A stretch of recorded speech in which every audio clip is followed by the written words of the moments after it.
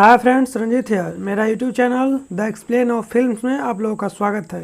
ये फिल्म दो बहनों पर आधारित है, अंजोलिका और मंजोलिका। तो चलिए वीडियो को शुरू करते हैं और फिल्म का आनंद लेते हैं। ये फिल्म बहुत ही दिलचस्प है और हॉन्टेड फिल्म है। इस फिल्म की शुरुआत में हमें दिखाया जाता है एक भूतिया महल को, जिसका नाम है भूल भुलैया। इसी भूल भुलैया महल के नाम पे इस फिल्म का शीर्षक है भूल भुलैया 2। फिल्म की शुरुआत में हमें एक तांत्रिक बाबा को दिखाया जाता है, जो कि एक उसी भूतिया हवेली में आए हुए होते हैं और एक चुड़ैल को अपने तंत्र मंत्र विद्या से उसे भगाने की कोशिश करते हैं और वो सफल हो जाते हैं। उस भूत को वो अपने वश में करके उसी हवेली के एक कमरे में कैद कर देते हैं और उस पर त्रिशूल लगा देते हैं, ताकि जो कोई अगर त्रिशूल हटाएगा तो वो भूतिया त्रिशूल लगा देते हैं और राजा से बोलते हैं कि अगर जो कोई इस त्रिशूल को हटाएगा तो फिर से वो खूनी आत्मा वापस बाहर आ जाएगी। जब तक ये त्रिशूल इस पे रहेगा खूनी आत्मा वापस बाहर नहीं आ पाएगी। उसी समय वो राजा अपने महल को उस महल को छोड़ करके दूसरे महल में उसी समय वो राजा उस महल को छोड़ करके अपने नए महल में चले जाते हैं सारे परिवार को लेकर के, और उस महल को वैसे ही छोड़ देते हैं और बंद कर दिया जाता है, जिससे वो खंडहर में तब्दील हो जाता है और उसे भूतिया हवेली के नाम से जाना जाता है। अगेन कहानी शिफ्ट होती है एक रूहान नाम के लड़के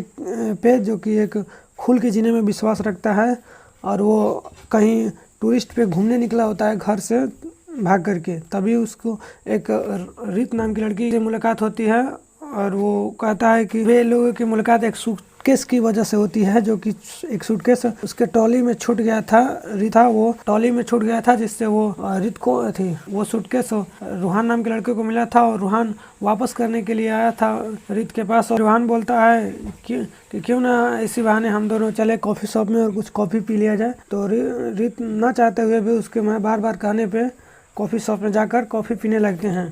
तभी उनको ज्ञात होता है कि उन लोगों का जो बस था वो छूट गया है। तो फिर दूसरे बस पकड़ने के लिए वो स्टॉप में जाते हैं। तो वहाँ पर देखते हैं कि बड़ी भीड़ जमा होती है।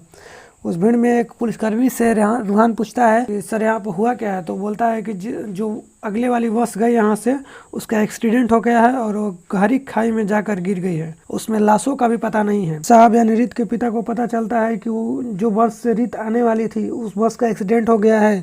तो सभी लोग समझ जाते हैं कि जिस बस में रीत आने वाली थी उसी का एक्सीडेंट हुआ है और वो मर गई है। तो सभी लोग उसके लिए शोक मना रहे होते हैं। तभी अचानक उसकी बहन, छोटी बहन, उसके मोबाइल पर फोन रीत ही उठाती है, मगर कुछ नेटवर्क प्रॉब्लम के कारण फोन से आवाज इधर से उधर न आने के कारण सोचती है रीत की बहन की कोई दूसरा फोन उसका उठाया है और वो रीत जिंदा नहीं है। तभी वो फोन बिना काटे हुए जो इस रीत की शादी होने वाली थी जिससे, उसके साथ वो बोलती है कि रीत मर गई। और इसी बीच रीत को पता चलता है कि जिससे उसकी शादी होने वाली थी उससे उसकी बहन पहले से ही जानती है, उससे प्यार करती है। तो वो इसी मौत का फायदा उठाकर सोचती है कि क्यों ना मैं राज ही रखूं और अपने छोटी बहन की शादी अपने होने वाले दूल्हे से करा दूं, जिससे वो पहले से ही एक दूसरे से प्यार करते थे। तभी रीत एक प्लान बनाती है और रूहान को अपने साथ गाँव ले जाने के लिए जिद करती है। वो कहती है कि तुम आखिर जीवन भर इधर उधर भटकते रहोगे, घूमने के लिए यहीं हो, तो चलो मेरे साथ मेरे गाँव रहना और मेरे साथ रहना।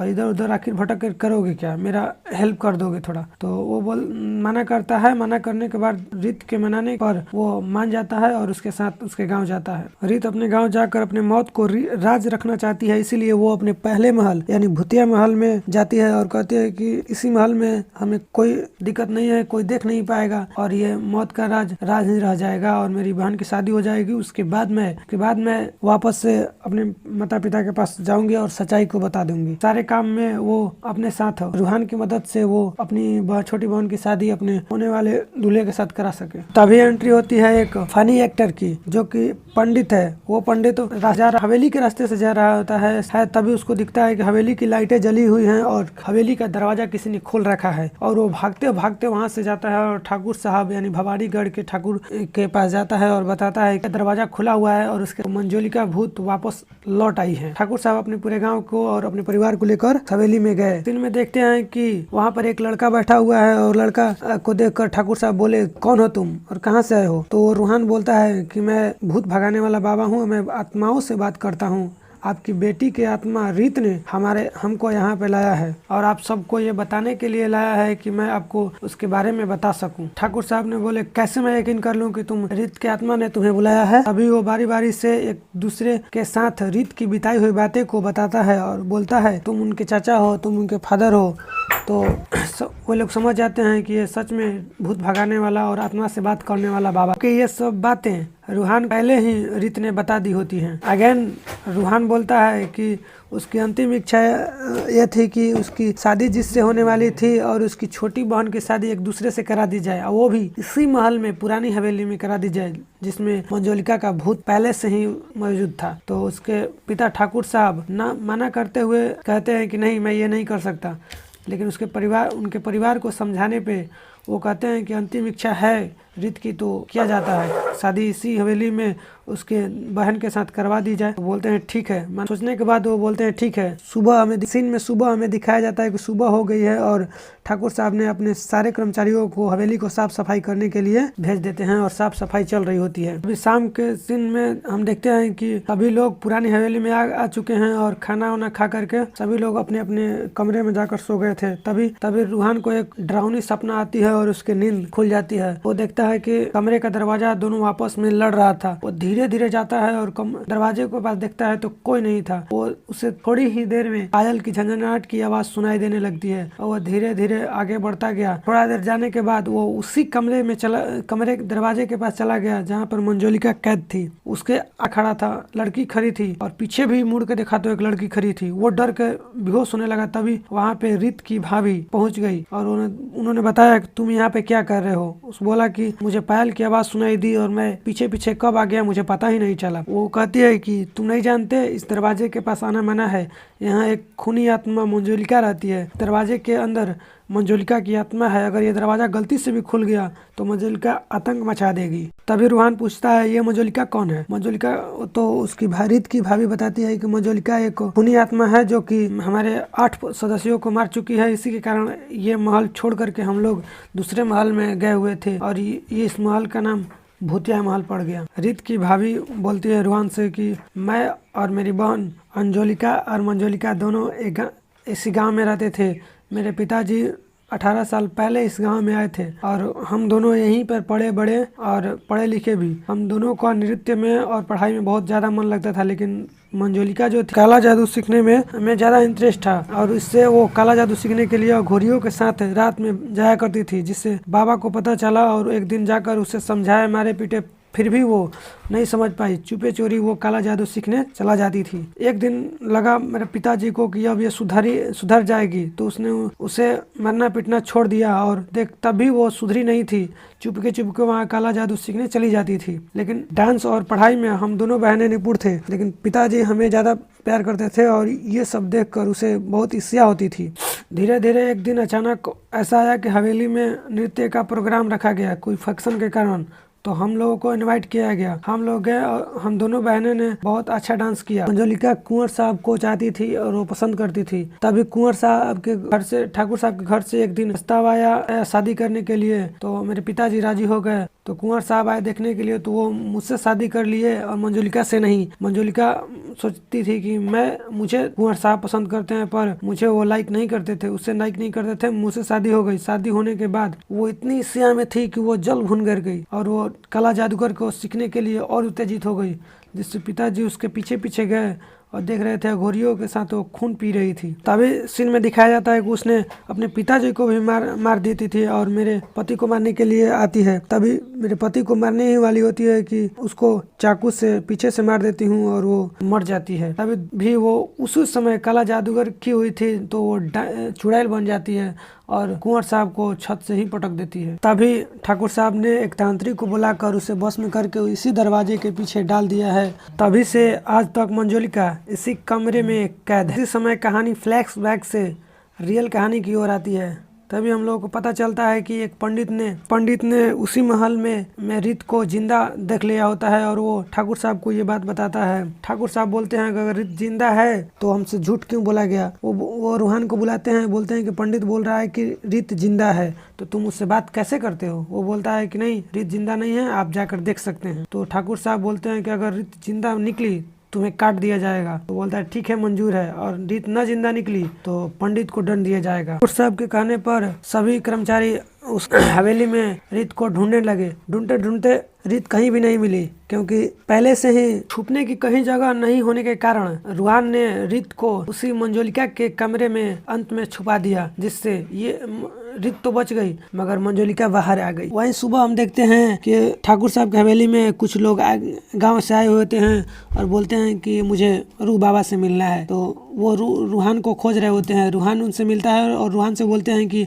क्या हुआ, क्या बात है। तो बोलते हैं कि चलिए आत्मा से बात करना है, मेरी माँ ने खजाना कहीं छुपा करके मर गई है।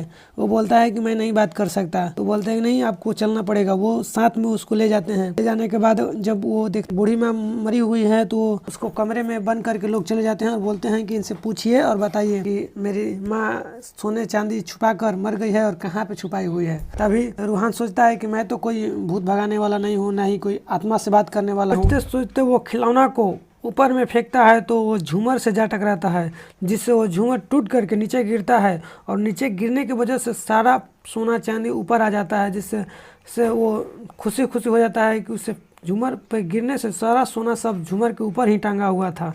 वो सारा सोना चांदी लेकर के बाहर आता है और सभी लोग जयजयकारी लगाने लगते हैं, रूह बाबा जिंदाबाद, रूहान बाबा जिंदाबाद। और उसके लिए एक पोशाक जो वो पहनता है और रूह बाबा और आत्मा से बात करने वाले बाबा के नाम से प्रसिद्ध हो जाता है। नाउ अब चलते हैं कहानी के लीड रोल की ओर। अगेन सीन में हम देखते हैं कि रूहान एक बड़े से हवेली के अंदर एक हॉल में डांस कर रहा होता है, जैसे कि मानो मंजोलिका की आत्मा उसके अंदर आ गई हो। तभी वहाँ पे घर के सारे सदस्य जुट जाते हैं और बोलते हैं कि इस रूहान को क्या हो गया। तो वो फूल लगा होता है और पूछता है ठाकुर साहब से ये फूल किसके लिए है। तो रीत की भाभी बोलती है ये फूल कल शादी है इसलिए सजाया गया है। बोला शादी या मौत। रूहान कहता है कि आज मौत होने वाली है तो कल शादी किसकी होगी। ये कहते हुए ठाकुर साहब बोलते हैं तुम होश में तो हो, क्या बोले जा रहे हो। रूहान बोलता है आज मौत होगी और इसकी। वो इशारा करता है रीत की भाभी की तरफ और इशारा करते हुए बोलता है इसके बाद सारे परिवार की मौत होगी। वो बोलता है कि ठाकुर साहब को नहीं बताया कि मंजोलिका वापस आ गई है और मैं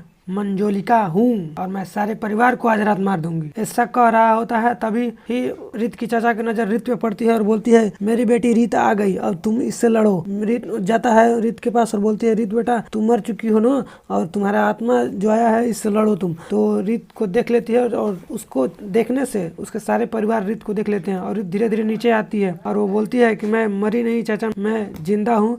ये बात सुनकर परिवार के सभी सदस्य शौक में हो जाते हैं और वो तभी अचानक रूहान अपने एक हाथ से उसके भाभी को पकड़कर घसीटता हुआ ले जाता है। तो उसे बचाने के लिए रीत आ जाती है और बोलती है रूहान तुम्हें हो क्या गया है, मेरी भाभी को क्यों मार रहे हो।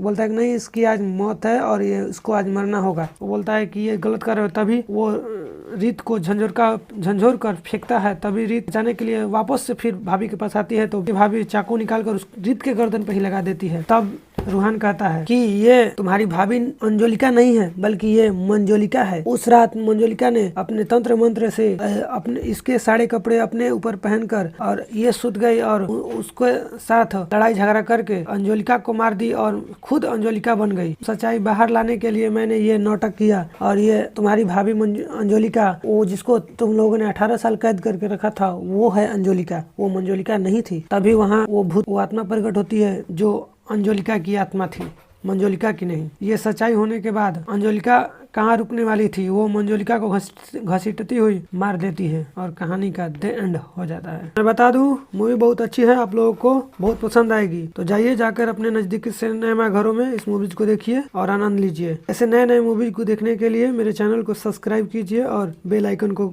घंटी को दबाइए। जय हिंद, वंदे मातरम। फिर मिलते हैं अगले वीडियो में, तब तक के लिए नमस्कार।